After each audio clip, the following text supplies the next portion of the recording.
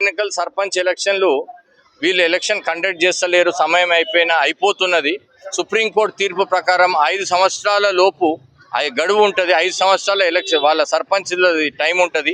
ఆ టైం అయిపోతున్న 6 నెలల ముందే ఈ ఎలక్షన్ ప్రాసెస్ స్టార్ట్ చేయాలని సుప్రీంకోర్టు చెప్పింది. కానీ వీళ్ళు ఎలక్షన్ ప్రాసెస్ 6 నెలలు అయిపోయింది, ఇంకా నెల రోజులు ఉన్నా కానీ ఎలక్షన్ ప్రాసెస్ చేస్తలేరని కొందరు సర్పంచ్లు మమ్మల్ని ఆశ్రయించడం జరిగింది. అప్పుడు మేము హైకోర్టుకు వెళ్ళి ఈ సర్పంచ్లనే కంటిన్యూ చేయండి, స్పెషల్ ఆఫీసర్స్ని పెట్టొద్దు, ఆర్ ఎలక్షన్స్ కండక్ట్ చేయమని మేము కోర్టుకు వెళ్ళడం జరిగింది.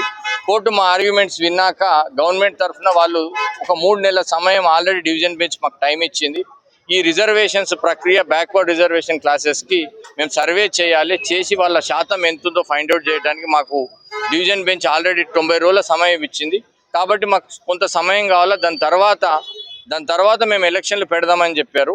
వాళ్ళు అక్టోబర్ నెలలో వాళ్ళు ఒక షెడ్యూల్ ఇచ్చారు.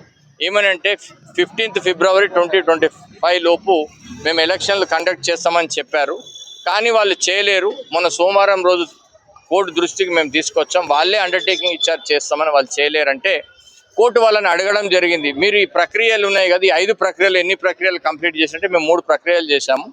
4వ ప్రక్రియ ఏదైతే డివిజన్ ఆఫ్ వార్డ్స్ రిజర్వేషన్స్ ఉన్నాయో ఆ ప్రక్రియ ఒకటి జరగలేదు. దానికి మాకు 30 రోజుల సమయం కావాలనగానే స్టేట్ ఎలక్షన్ కమిషన్ మాకు ఇంకో 60 రోజులు సమయం కావాలి ఆ 30 రోజుల నుంచి అని అంటే కోర్టు వాళ్ళు 90 రోజులు సమయం అడిగింది.